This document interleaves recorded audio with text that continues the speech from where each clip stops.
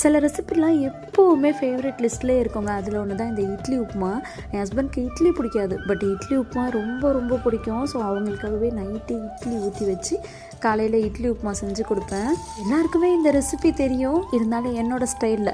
இட்லியை எப்போவுமே இந்த மாதிரி தண்ணியில் ஒரு 5 நிமிஷம் போட்டு வச்சு அதுக்கப்புறம் நல்லா புழிஞ்சிட்டு உதிர்த்திங்கன்னா நல்லா சூப்பராக ஒன்றோட ஒன்று ஒட்டாமல் வரும். சில பேர் ஃப்ரிட்ஜில் வைப்பாங்க, பட் நான் ஃப்ரிட்ஜில் வைக்க மாட்டேன். நைட்டு வெளியில் வச்சு கொஞ்சம் அந்த புளிப்பு டேஸ்ட்டோடு இருந்தால் தான் ரொம்ப டேஸ்டியாக இருக்கும். கடுகு, உளுந்து, கடலைப்பருப்புலாம் போட்டு தாளிச்சிட்டு சில பேர் பச்சை மிளகா போடுவாங்க, பட் நான் வரமிளகா தான் போடுவேன். அவ்வளோ சூப்பர் வாசனையாக இருக்கும்.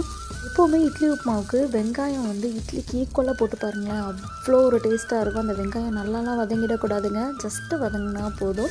அந்த சாப்பிடும் போதே நறுக்குன்றா தான் அவ்வளோ டேஸ்டியாக இருக்கும். இது கூடவே கருவேப்பிலை, அதுக்கப்புறம் கொஞ்சமாக மஞ்சத்தூள் போட்டு மிக்ஸ் பண்ணிவிட்டு நம்ம உதிர்த்து வச்சுருக்க இட்லியும் போட்டு நல்லா மிக்ஸ் பண்ணிக்கலாம். ஒரு ஸ்பூன் இட்லி பொடியை இது மேலே தூவி பாருங்கள், இந்த ரெசிபியே அடி தூளாக இருக்கும். அது கூடவே கொஞ்சம் கொத்தமல்லியும் போட்டு சுட சுட ஒரு பிளேட்டில் வச்சு, இதுக்கு எப்போவுமே எனக்கு பிடிச்ச சைட் டிஷ்ஷுன்னு பார்த்தீங்கன்னா ஜீனி தான்.